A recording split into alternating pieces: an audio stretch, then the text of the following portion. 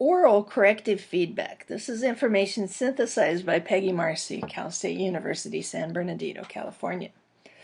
This is the third of a four-part video series about error correction, and it's the first one about the corrective feedback types.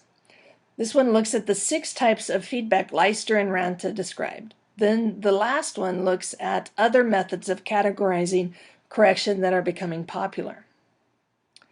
By the way, the first 2 videos could apply to written or oral language, but these corrective feedback types refer to oral language.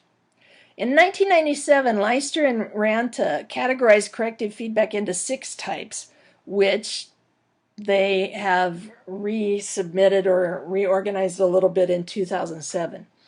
Those types have been reorganized again recently by others, but let's look at them first the way they were because they form a relatively easy way of looking at correction. The most popular type of correction is recast. This is when the instructor reformulates a student's statement. In other words, the teacher will say the corrected form of the student utterance without explicitly pointing out the error.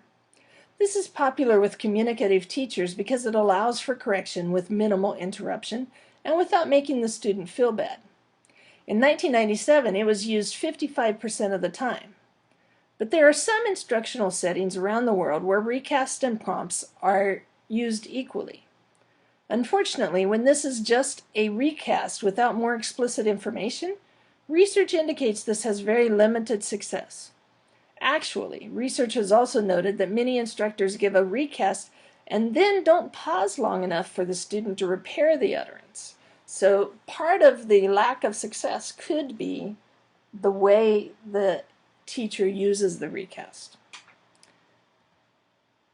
The next category is prompts. Another type of reformulation is explicit correction. This is when the instructor clearly indicates the mistake and provides the corrected version. Many instructors shy away from this type of correction in oral feedback because they don't want to single out a student.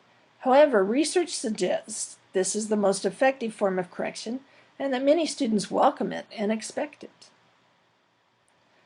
The next category is prompts, and under this category we find elicitation. This is when the teacher may ask them how to say that in English, or maybe the instructor begins the question or statement again, but pauses, waiting for the student to complete it correctly.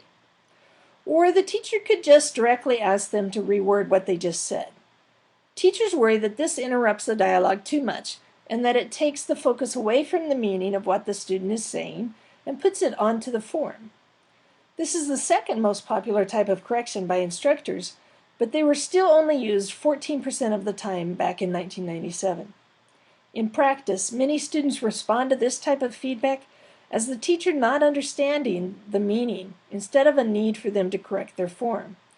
Therefore, it has limited usefulness for correcting errors. Another type of corrected feedback is metalinguistic clues, similar to elicitation except that the teacher explicitly asks questions about form, such as, should that be singular or plural? Is that past tense? Has it already happened or is it still happening? Again, teachers often feel uncomfortable interrupting dialogue with grammar questions. And again, students often expect this type of interruption. The fifth type of corrective feedback is clarification requests. The instructor either truly or pretends to not understand, asking, "Excuse me?" or saying, "I don't understand." This may most closely mimic real life, where the native speaker we're talking to is likely to indicate a lack of understanding and ask for a clarification. The last type of feedback originally presented by Lyster and Ranta is repetition. The instructor repeats what the learner said, but with rising intonation to indicate a question and extra stress on the mistake. Due to the implicit aspect of this correction, students may interpret this as lack of understanding by the instructor. So instead of fixing their grammar, they may try explaining it in a new way that their teacher will understand. It might be more effective to combine this method with another, more explicit type of correction.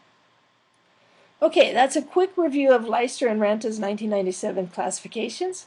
It's important to understand these 6 types because the other ways of organizing and thinking about corrective feedback build upon these.